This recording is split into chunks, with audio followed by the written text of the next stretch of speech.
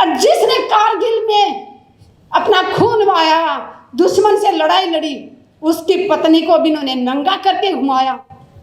फिर कहते हैं कि मोदी है तो मुमकिन है। शर्म आनी चाहिए, सत्ता में बैठे लोगों को शर्म आनी चाहिए, और खासकर जिस पार्टी की महिलाओं को शर्म आनी चाहिए। अरे वो इतनी गुलाम है कि इस पार्टी की एक महिला होने के नाते उन्होंने एक शब्द नहीं बोला, चाहे वो पहलवानों को घसीटा गया हो, चाहे किसानों के ऊपर, जिंदा किसानों के ऊपर गाड़ियां चढ़ा दी गई हो। चेहरा प्रधानमंत्री मोदी जी का दिखाया गया, और देश कौन चला रहा है? अडानी अंबानी, जिनको हम जानते भी नहीं थे। चेहरे से जो गांव की औरतें हैं वो तो जानती भी नहीं थी, लेकिन आज प्रधानमंत्री जी ने ये साबित कर दिया कि वो सबसे कायर प्रधानमंत्री जी। दुख होता है जब सैनिकों के नाम पे वोट मांगने जाते हैं। पुलवामा इनकी कमजोरी के कारण हुआ। प्रधानमंत्री जी अपने लिए 8,000 करोड़ का जहाज खरीद सकते हैं, लेकिन देश के सैनिक अगर उनसे जहाज मांगते हैं कि उनको खतरा है रोड से जाने से, तो पुलवामा जैसी घटना करने पे मजबूर किया जाता है सैनिकों को। देश सुरक्षित हाथों में है, सो जाइए आंख बंद करके। अरे मणिपुर में जो हुआ उसको देख के कोई बहन सोई है क्या? हमें वो ऐसे लग रहा था कि वो हाथ जो छू रहा था उसके योनि को, वो हमारी योनि तक पहुंच रहा था। दिल रो रहा था कि उस हाथ को काट के फेंक दें।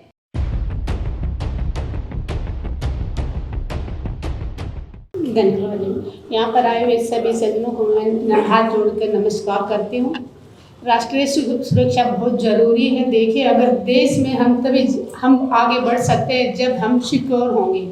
हमारे बॉर्डरों पे जो सेना खड़ी है वो बहुत मजबूत है, पूरी ईमानदारी के साथ खड़ी है।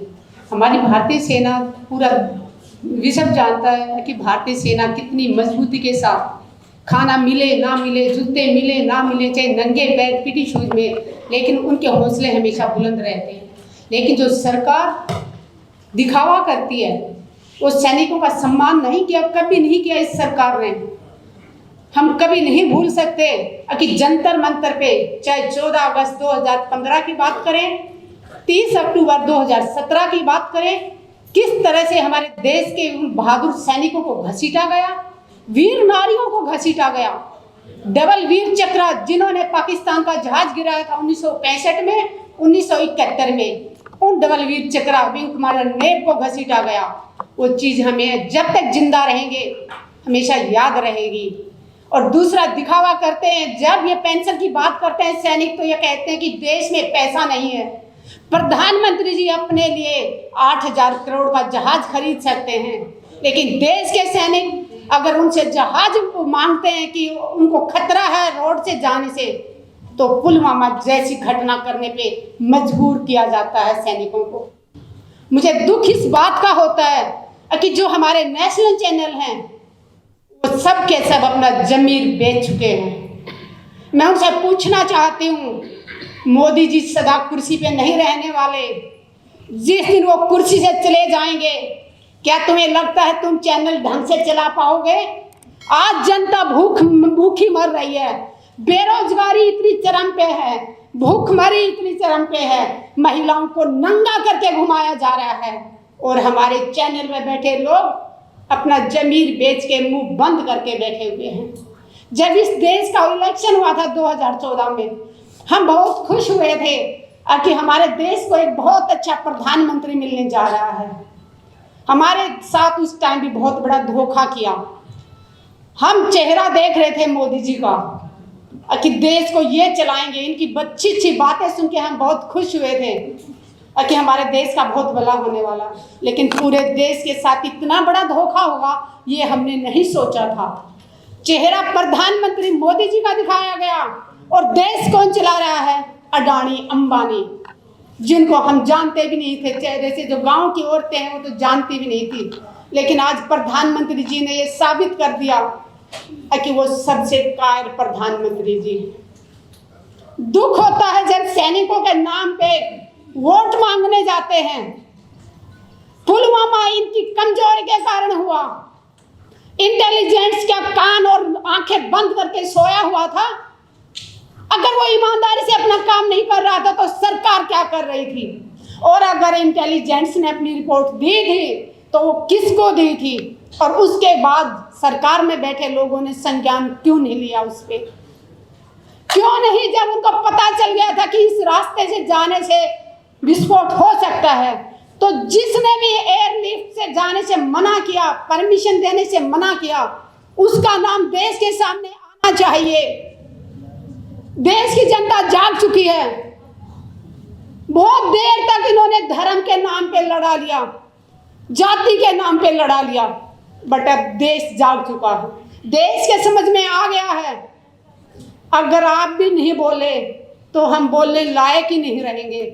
ऐसी हालत करने की तैयारी कर रखी है देश की सरकार ने कि हम सिर्फ दो टाइम की रोटी मांगने के लिए हाथ फैलाएं, ताकि हम अपने हकों की आवाज ना उठा सकें। जवान शहीद होते हैं, उस दिन उसके घर में खूब सारे लोगों का आना जाना, सुबह से शाम तक लाइन लगी रहती है। उसके बाद उस विधवा को अपना जिंदगी कैसे बसर करती है, किस तरह अपने बच्चों को पढ़ाती है, ये देखने वाला कोई नहीं होता। उस बहन को, विधवा को अपनी पेंशन लागू करवाने के लिए सरकारी दफ्तरों के एक साल तक चक्कर काटने पड़ते हैं। हम बहुत बार रक्षा मंत्रियों से मिले हैं, मनोहर पारिकर जी थे तब भी मीटिंग होती थी, सीतारमन जी थे उनसे भी मीटिंग हुई, हमारे ये राजनाथ जी हैं इनसे भी मीटिंग हुई, लेकिन हमेशा वादा किया जाता है कि हाँ हम सब ये किया जाएगा, लेकिन ना कोई विधवाओं की सुनने वाला है, ना कोई जवानों की सुनने वाला है। और जवान विधवा की बात मैं इसलिए कर रही हूँ, मैंने उन वीर नारियों को बहुत नजदीक से देखा है, मैंने उन वीर नारियों की बहुत तकलीफ देखी थी, तभी मैं जंतर मंतर पे माँ बाप की कसम खा के धरने पे बैठी थी जन सतवीर के साथ। आप में से शायद कुछ लोग जानते भी होंगे, मैं 1 मिनट लेके अपना बताना चाहूंगी। मैंने 810 दिन रिले हैंगर स्ट्राइक किया था। एक टाइम खाना खाती थी 24 घंटे में, सुबह से शाम तक सिर्फ प्लेन पानी पीती थी, और उसके बाद 11 दिन तक मैंने आमरण अनशन किया था। और वहां पे बैठी थी तो माँ बाप की कसम खा के बैठी थी, किसान की बेटी हूँ और एक सैनिक की पत्नी हूँ तो पीछे हटने वाली नहीं थी। आईसीयू में पहुंच गई थी, 4 दिन तक मैं आर हॉस्पिटल में रही और मुझे बलात्कार की धमकी दी गई। और जब मैं FIR दर्ज कराने जाती हूँ, उस थाने की महिला SHO कहती है कितने चक्कर काटोगी, छोड़ो, ऐसे तो धमकियां मिलती रहती हैं। मैंने कहा जितने भी चक्कर काटने पड़े, जिसने मुझे बलात्कार की धमकी दी मैं उसको जेल भेज के रहूंगी। आप यकीन मानेंगे, 14 महीने बाद मेरी FIR दर्ज की, मैं दिल्ली की बात कर रही हूँ, और वो भी तब मैं महिला आयोग गई, साइबर क्राइम गई, दोनों तरफ से दबाव पड़ा। उसके बाद 14 महीने बाद वो FIR दर्ज की, और उसके बाद आज 30 हजारी कोर्ट में केस चल रहा है। आज तक नहीं ढूंढ पाए कि वो इंसान कौन था जो एक आर्मी ऑफिसर की पत्नी को बलात्कार की धमकी दे रहा था। देश सुरक्षित हाथों में है, सो जाइए आंख बंद करके। अरे मणिपुर में जो हुआ उसको देख के कोई बहन सोई है क्या? हमें वो ऐसे लग रहा था कि वो हाथ जो छू रहा था उसके योनि को, वो हमारी योनि तक पहुंच रहा था। दिल रो रहा था कि उस हाथ को काट के फेंक दें। और जिसने कारगिल में अपना खून बहाया, दुश्मन से लड़ाई लड़ी, उसकी पत्नी को भी इन्होंने नंगा करके घुमाया। फिर कहते हैं कि मोदी है तो मुमकिन है। शर्म आनी चाहिए, सत्ता में बैठे लोगों को शर्म आनी चाहिए, और खासकर जिस पार्टी की महिलाओं को शर्म आनी चाहिए। अरे वो इतनी गुलाम है कि इस पार्टी की, एक महिला होने के नाते उन्होंने एक शब्द नहीं बोला, चाहे वो पहलवानों को घसीटा गया हो, चाहे किसानों के ऊपर, जिंदा किसानों के ऊपर गाड़ियां चढ़ा दी गई हो। तकलीफ होती है, बहुत तकलीफ होती है, लेकिन ये ज्यादा दिन तक चलने वाला नहीं है। पाप का घड़ा इनका भरने वाला है। आप सबसे एक अपील करती हूँ, जाति में ना बटे, धर्म में ना बटे। सबसे बड़ा धर्म है इंसानियत, इंसान बन के जियो, इंसानियत सबसे बड़ा धर्म है। देश के सैनिकों के लिए एक ही बात कहूंगी, मुझे भारतीय सैनिकों के ऊपर गर्व है और मैं गर्व करती हूँ कि मैं एक भारतीय सैनिक की पत्नी हूँ और एक किसान की बेटी हूँ।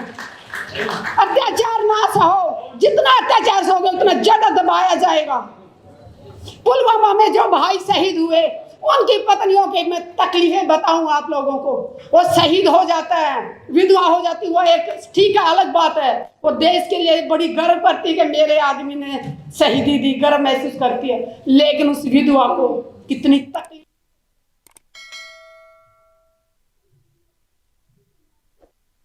जब ब्याह शादी होती है तो उस विधवा को सभी प्रोग्रामों से दूर रखा जाता है।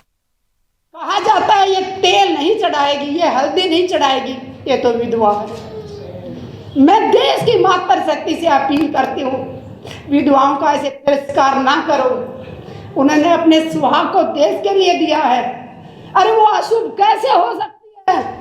उसने अपना सिंदूर कुर्बान कर दिया देश के लिए, और उसको कहा जाता है कि तू तेल नहीं चढ़ाएगी, तू किसी को टीका नहीं कर सकती, तू पूजा में नहीं बैठ सकती, कि तू अशुभ है।